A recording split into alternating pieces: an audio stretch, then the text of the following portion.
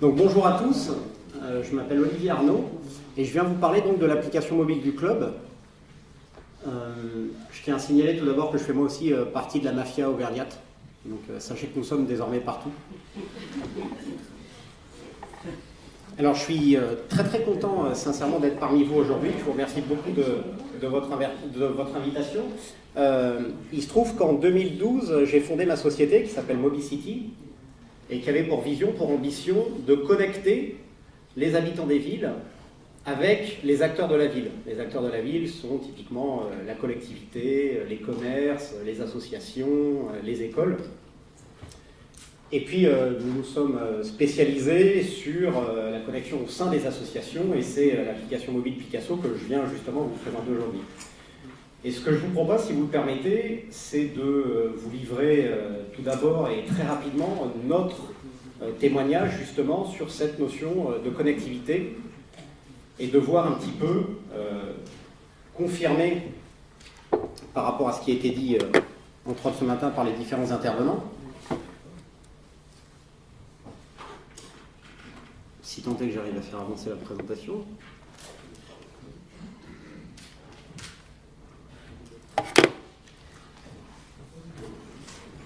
Et jouer à l'improvisation.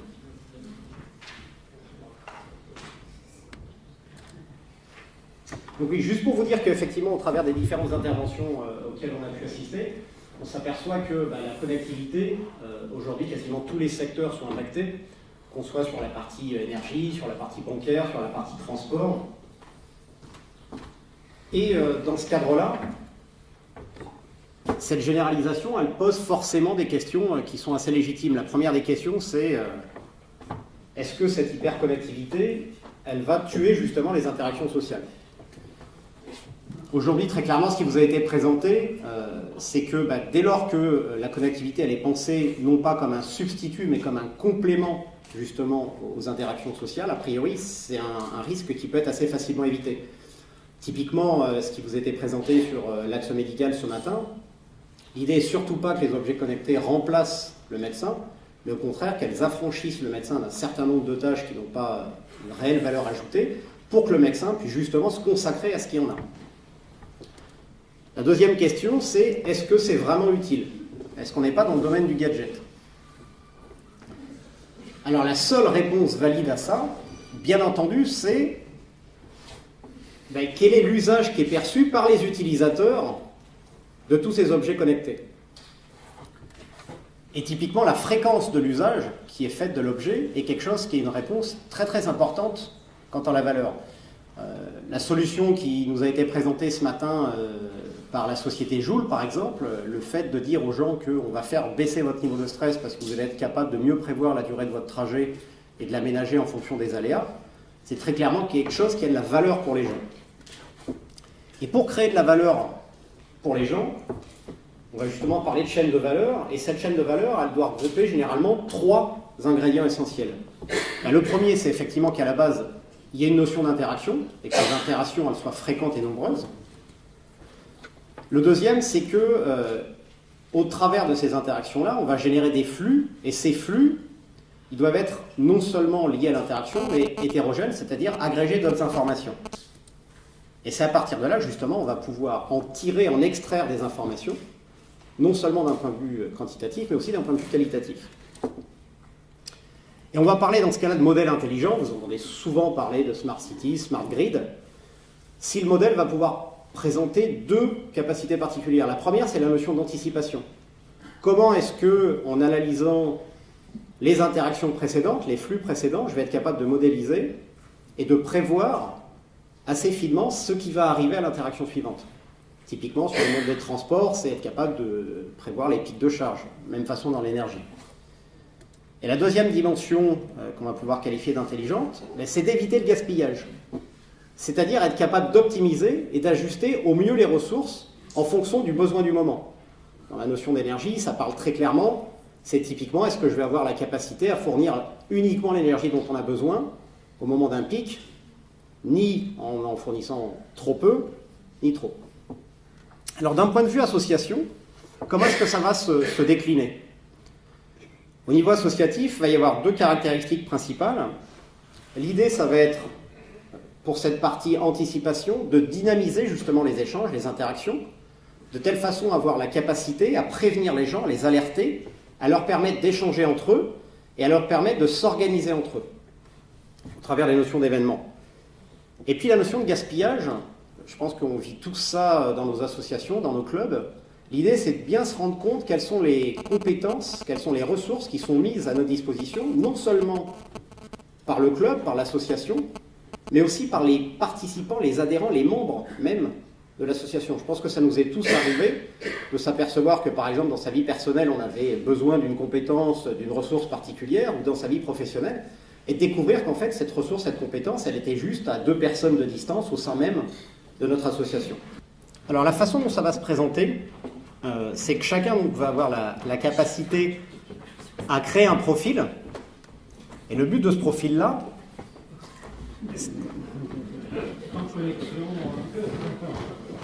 c'était un écran de publicité.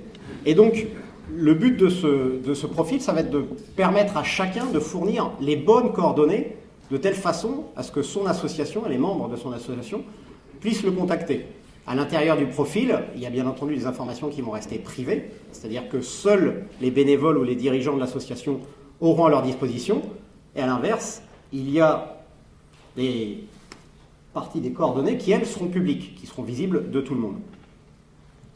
On va retrouver après, à l'intérieur de l'application, une notion de contenu, tout ce qui va permettre d'interagir, de communiquer. On va retrouver la liste des membres. Donc c'est justement la capacité à découvrir. Quand on est dans une association où il y a plusieurs centaines de membres, ça devient compliqué de savoir exactement qui est là. On va pouvoir bien entendu interagir, c'est-à-dire contacter les gens. Ici, sur l'écran que vous voyez, étant donné que j'ai un profil de bénévole, j'ai accès typiquement à l'email et au numéro de portable des différents membres. Si je n'étais que bénévole, j'aurais la seule capacité d'accéder à des messages à l'intérieur de l'application, mais je ne verrai pas ni le mail ni le téléphone portable. Et puis enfin, on a une catégorie où on va retrouver les informations essentielles de l'association. Les informations essentielles, ça peut être des informations administratives, ça peut être la capacité à envoyer un email à l'association, à joindre l'association par téléphone, mais surtout, ça va être tout ce qui peut être canal de communication déjà existant pour l'association. Le but de l'application mobile n'est surtout pas de se substituer à ce qui a déjà été fait. Une association qui a un site collaboratif, une association qui a une page Facebook, une association qui a un site web. L'idée n'est surtout pas de s'y substituer, mais de le compléter. L'exemple le plus classique, c'est au terme de cette journée, riche en échanges, il va y avoir des comptes rendus qui vont vous être fournis. Ces comptes rendus, ils n'ont pas du tout vocation à ce que vous vous usiez les yeux sur un écran minuscule, de telle façon à les lire. Par contre, que dans l'application, vous soyez notifié que le compte rendu a été mis à disposition sur le site web qui existe d'ores et déjà, ça fait du sens. Puisqu'on parle de contenu, comment est-ce que le contenu se présente? Le contenu, il va être de 2 ordres. Il va y avoir du contenu privé et du contenu public. Le contenu public, vous voyez tout en haut, dans un bandeau rouge, rose à l'écran, les notions d'alerte. Une alerte, c'est quelque chose qui va être poussé à l'ensemble des adhérents et qui va être immédiatement visible de tout le monde. Et ça, c'est à l'initiative de l'association. C'est typiquement un message urgent pour vous dire, par exemple, si aujourd'hui il avait fallu changer d'amphithéâtre pour que la réunion se tienne, que tout le monde en soit averti au dernier moment et dans l'immédiateté. Autre contenu public, on va trouver la notion de forum public, où là, tout le monde a la visibilité de ce qui s'y dit. On va typiquement voir notifier le fait que de nouveaux membres se sont inscrits dans l'association. Et puis, on va voir du contenu que tout le monde peut lire et sur lequel tout le monde peut interagir. Le fait que, par exemple, un livre ou une formation soit mise à disposition au sein du C2P, c'est ici qu'on pourra le notifier de telle façon à ce que tout le monde en soit averti. Et donc après, on va avoir du contenu privé. Le contenu nouveau, il va vous être annoncé au travers de petites pastilles, comme vous pouvez le voir, la petite pastille orange à droite. Et les contenus, vous pouvez soit les voir tous réunis sur une page, soit typés par page avec les différents types de contenus. Donc là, par exemple, si on regarde les contenus privés, on va trouver ce qu'on appelle des discussions. Une discussion, c'est rien d'autre qu'un échange à plus de 2 personnes. Donc il va y avoir des destinataires, on a la liste des destinataires, et il n'y a qu'eux qui peuvent interagir sur cette discussion. Il n'y a qu'eux qui en sont avertis, il n'y a qu'eux qui la voient, et il n'y a qu'eux qui peuvent y répondre et interagir avec la discussion. Autre type de contenu privé, donc c'est la notion de message. Le message, cette fois-ci, c'est avec une discussion entre deux personnes uniquement. Le message, il est particulier parce que c'est quelque chose que l'on peut lancer directement à partir de la liste des membres. Et de telle façon à ce que vous vous souveniez qu'il y a des messages qui sont initiés avec un certain nombre de membres. Par exemple, sous le nom d'un membre, si vous avez un message en cours avec cette personne, vous allez voir la première ligne du message pour vous dire voilà où vous en êtes dans le cadre du message que vous échangiez avec cette personne-là. Autre type de contenu, c'est la notion d'événement. Au sein d'une association, l'activité principale, elle est justement de se réunir, de se voir, de travailler ensemble. Et malgré ce qu'on peut penser, organiser ça, ne fût-ce qu'organiser le fait que tout le monde conjugue pour être à 5 autour d'une table à un moment donné, son agenda personnel, son agenda professionnel et bien entendu l'agenda de l'association, c'est quelque chose qui est très compliqué.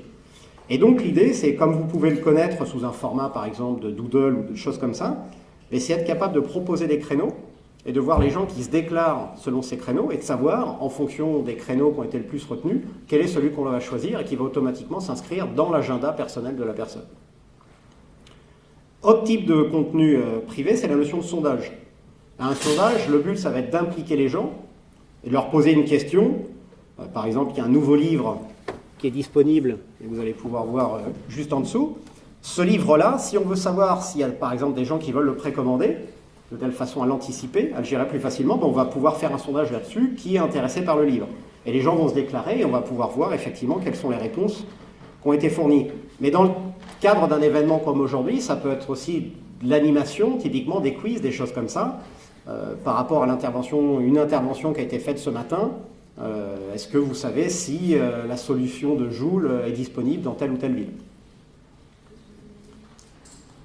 Au-dessus de tout ça, il va y avoir une notion, un système de notification, dont le but, en fait, va être pour chacun de décider comment est-ce que je veux être averti de l'activité qui se déroule au sein de mon association. Et donc, au travers d'une solution comme Picasso, non seulement le C2P va pouvoir dynamiser sa vie associative, mais ça va aussi permettre à chacun de choisir à quel rythme il veut vivre au sein de son association. Typiquement, on vit tout ça entre deux réunions. Pendant une réunion, il y a une activité qui est extrêmement importante. Et puis, avant la réunion suivante, cette activité elle a tendance à nettement baisser. Les gens se séparent, les gens travaillent chacun de leur côté. On est tous pris par nos vies à l'extérieur de l'association. Et quand on redémarre l'activité suivante, la réunion suivante, il y a une énorme déperdition d'énergie à remettre tout le monde au même niveau pour qu'on recommence à travailler sur le sujet qu'on avait abandonné à la réunion précédente.